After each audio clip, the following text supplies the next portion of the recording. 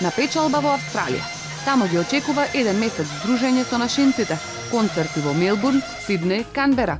Но како изгледа еден настап на нашите фолкерки? Имаме 2 сати концерт, нашите ново компонирани песни си ги пееме, значи сите седат, не следат и значи тоа е како концерт, а после тоа следува забава, како игранка. Би ве поканила да дојдете да видите. Во Австралија сте била, нели? Да, сум била 3 пати, сум била во Австралија, оваа година бев во Америка за Нова година.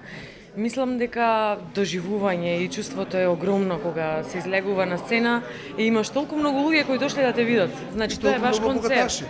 Па добро сега, тоа е релативно. Таму, значи, настапите, за разлика од овие настапи тука низ Македонија, се разликуваат. Значи, самиот концерт си има еден концертен дел, кој трае од прилика 1 час и после тоа се продолжува со настапот.